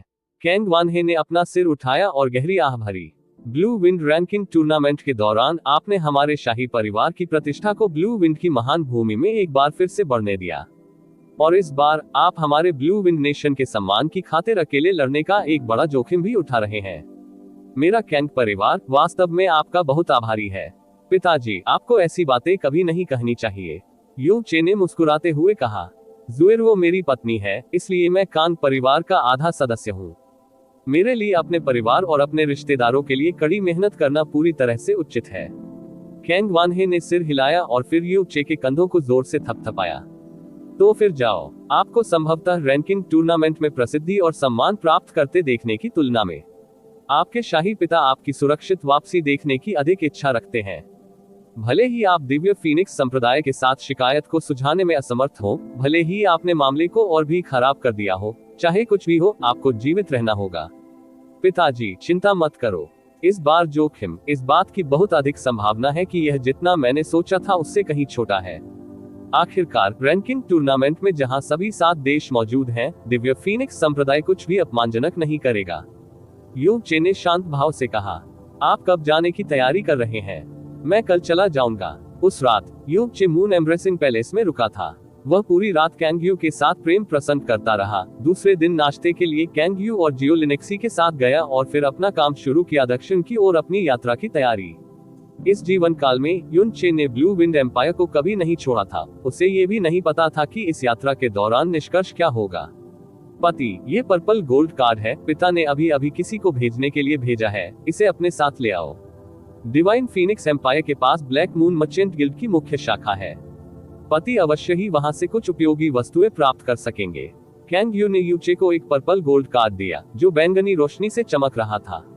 ठीक है, मेरी जगह पिताजी को धन्यवाद। युनचे ने इसे लेने के लिए अपना हाथ बढ़ाया और इसे अपने स्काई पॉइजन पल में रख लिया। ओह ठीक है, जुएरू, क्षु युचेन और युवानबा के निशानों के बारे में हम अभी उनकी जांच करने की कोई आवश्यकता नहीं है। क्यों? कैंगयू ने हैरान होकर कहा। युनचे की छाती थोड़ी ऊपर उठी, कहा, मेरे प्रभाव के वर्तमान स्तर के साथ ब्लू विंड की सीमाओं के भीतर लगभग कोई भी ऐसा नहीं है जो मेरा नाम नहीं जानता हो। अगर उन्हें पता होता कि मैं अभी भी जीवित हूं, तो वे निश्चित रूप से मुझे ढूंढने के लिए सीधे यही चले जाते। हालांकि वे अभी भी सामने नहीं आए हैं। युचेन एक परी की तरह सुंदर है और युवानबा के पास एक मजबूत और मांसल शरीर है। उनकी बाहरी विशेषताएं बेहद अलग हैं। फिर भी इतने लंबे समय के बाद भी उनका एक भी निशान नहीं है। केवल एक ही संभावना है और वह ये है कि वे अब ब्लू विंड एम्पायर में नहीं है। भले ही हम ब्लू विंड एम्पायर में आगे की जांच करें, ये सब व्यर्थ ही होना चाहिए। जब मैं इस बार डिवाइन फीनिक्स एम्पायर की ओर जाऊंगा, तो मैं ब्लैक मून मर्चेंट गिल्ड की मुख्य शाखा को पूरे प्रोफाउंड स्काई कॉन्टिनेंट की सीमाओं के भीतर उनकी खोज करने का काम सौंपूंगा। ब्लैक मून मर्चेंट गिल्ड की सूचना एकत्र करने की क्षमता को सार्वजनिक रूप से किसी से पीछे नहीं माना जाता है। जब तक उन्हें पर्याप्त धन दिया जाता है, वे निश्चित रूप से यू चेन और युवानबा के ठिकाने का बहुत जल्दी पता लगाने में सक्षम होंगे। ये वास्तव में डिवाइन फीनिक्स साम्राज्य की ओर जाने का उनका एक कारण भी था। न जाने छोटी परी और उनका बच्चा कहाँ थे, वह दिन रात उनकी चिंता कैसे न करता। एमेन। कैंग यू ने धीरे से सिर हिलाया। मुझे विश्वास है कि वे सभी अभी निश्चित रूप से बहुत सुरक्षित और स्वस्थ हैं। जियो लिंगशी ने एक कदम आगे बढ़ाया और उसे अतुलनीय गंभीरता के साथ निर्देश दिया। हमने आपके लिए कपड़ों के 20 सेट तैयार किए हैं, आपको उन्हें बार बार बदलना याद रखना चाहिए, अन्यथा आपसे बहुत बदबू आएगी। आप हमेशा अपना खाना खाना नहीं भूल सकते। हमने आपके लिए कुछ भोजन तैयार किया है और वे सभी मेरे और राजकुमारी बहन द्वारा व्यक्तिगत रूप से तैयार किए गए हैं। लौटने से पहले तुम्हें उन सभी को खत्म करना होगा। तुम्हें कुछ भी खतरनाक करने की अनुमति नहीं है। आपको यूं ही दूसरों से झगड़ा करने की अनुमति नहीं है। टूर्नामेंट के बाद आपको सीधे वापस आना होगा। चाहे कभी भी आपको अपना साउंड ट्रांसमिशन जेड बंद करने की अनुमति नहीं है। आपको हर दिन एक बार हमसे संपर्क करना होगा। राजकुमारी बहन ने एक बार मुझसे कहा था कि आप ब्लैक मून मर्चेंट गिल्ड की मुख्य शाखा में 10,000 मील ध्वनि ट्रांसमिशन तावीज बेच सकते हैं। इसके अलावा सबसे सबसे सबसे सबसे महत्वपूर्ण बिंदु, आपको भटकने की अनुमति नहीं है। अगर तुम एक छोटी सी लोमड़ी को वापस लाने की हिम्मत करो, मैं राजकुमारी बहन और मैं अब तुम्हारी परवाह नहीं करेंगे। ठीक है, ठीक है। हाँ। यू चे ने सिर हिलाकर कई वादे किए। कैंग यू और जियो लिंगशी ने आखिरकार अपने निर्देश पूरे कर लिए। यू चे ने स्नो फीनिक्स को बुलाया। फिर उसने पलट कर कहा, ज़ुएरो, छोटी चाची, मैं आप दोनों से वादा करता हूँ, चाहे परिणाम वही हो जिसकी मैं आशा कर रहा हूँ, 2 महीने के भीतर मैं निश्चित रूप से सुरक्षित और स्वस्थ वापस आऊंगा। मैं जा रहा हूँ। यू चे मुस्कुराए, उन पर अपना हाथ लहराया और फिर स्नो फीनिक्स की ओर चल दिए। दोनों लड़कियों की खूबसूरत आंखों में चिंता और अनिच्छा भरी निगाहें हिल गईं। उनमें से किसी ने भी कुछ और नहीं कहा, क्योंकि वे जानते थे कि चाहे वे उसे जाते हुए देखने के लिए कितने ही अनिच्छुक क्यों न हो, चाहे वे उसे रुकने के लिए कितना भी मना ले, अंत में वह फिर भी चला जाएगा। और इस बार वह ब्लू विंड एम्पायर छोड़ रहा था। जियो लिंगशी ने खामोशी से यू चे की पिछली आकृति को चकित आंखों से देखा। उसके होंठ लगातार कांप रहे थे। अचानक उसकी दृष्टि एक पल के लिए अचानक धुंधली हो गई। यून चे के शरीर को देखते हुए वह वास्तव में स्नो फीनिक्स को देख सकती थी, जो शुरू में उसकी आकृति द्वारा अवरुद्ध था। उसने अनजाने में कहा। उसकी दृष्टि तुरंत सामान्य हो गई थी, मानो वह इसे नियंत्रित करने में असमर्थ थी। उसने वह नाम बोल दिया जो उसके दिल की गहराई में था, लिटिल चे। यून चे ने अपने कदम रोक दिए और घूम गया। उसके बोलने से पहले जियो लिंगशी पहले ही उसके पास उड़ चुकी थी और उसे कसकर गले लगा लिया। यू चे एक पल के लिए थोड़ा चौंका, फिर उसके बाद मुस्कुराया। उसने बदले में जियो लिंगशी को गले लगाया और धीरे से कहा, छोटी चाची, चिंता मत करो। मैं आप दोनों से पहले ही वादा कर चुका हूं कि मैं 2 महीने के अंदर सही सलामत जरूर लौटूंगा। जब वह समय आएगा तो मैं आज्ञाकारी रूप से छोटी चाची बन जाऊंगी, जो छोटी चाची के पास रहेगी और अब इधर उधर नहीं दौड़ेगी। बिल्कुल पहले की तरह। ठीक है। जियो लिंगजी का दिल बुरी तरह हिल गया। जब उसने अपना चेहरा ऊपर उठाया तो उसकी आंखें आंसुओं के कारण धुंधली हो चुकी थी। यून चे की ओर आश्चर्य से देखते हुए उसने हल्के से सिर हिलाया।